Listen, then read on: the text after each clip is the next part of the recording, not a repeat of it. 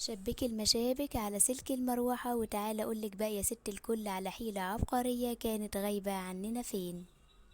الفيديو ده مليان أفكار، يا ريت اللايك الحلو منك وما تبقيش بخيلة، ولو مش مشتركة في القناة فضلا وليس أمرا ممكن تشتركي في القناة علشان يوصلك كل فيديوهاتي الجديدة. أول حاجة كده هنصلي على النبي في الكومنتات. وتعالي بقى على أول خطوة. زي ما انت شايفة كده جبت شوية مشابك، حوالي 4 5 6 اللي عندك. هتجيبي كده طبق صغير وهتحطي فيهم المشابك. وبعد كده هتجيبي معطر قوي عندك، انا كان عندي اللي هو الدوني برضو هيبقى كويس جدا. وريحته قوية وبتقعد باليوم والاتنين كمان. زي ما انت شايفة كده دلقت عليه شوية من الدوني، انا عندي الدوني اللي هو البامبي بيبقى ريحته جميلة جدا، وجربوه يا بنات اللي هو فريدة دوني فريدة اللي هو لونه بامبي.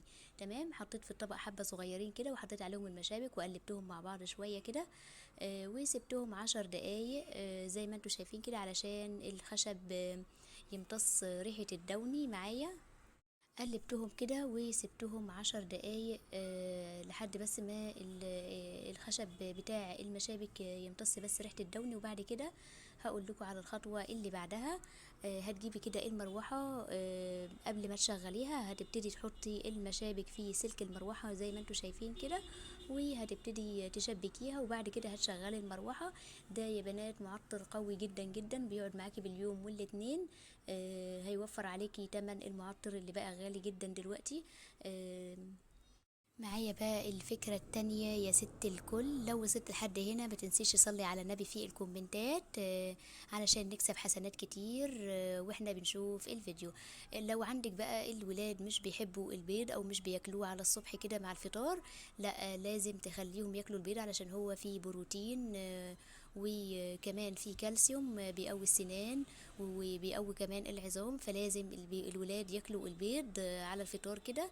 فاحنا دلوقتي هنعمل حيلة كده عبقرية، نخليهم يلونوا البيض، بيعملوا عليه اشكال جميلة جدا. ده بيخليهم واحدة واحدة يتعودوا ان هم ياكلوا البيض ويخلوه كوجبة اساسية في الفطار عندهم. زي ما انتوا شايفين كده خلت الولاد عملوا اشكال زي مثلا شكل البطيخة، شكل وش عروسة. زي ما انتوا شايفين كده خلى الولاد يتحمسوا ويحبوا البيض اكتر وياكلوه ويجعلوه وجبة اساسية في فطرهم. اشوفكم على خير، الفيديو لو عجبكم ما تنسوش اللايك والاشتراك. اشوفكم على خير، مع السلامة.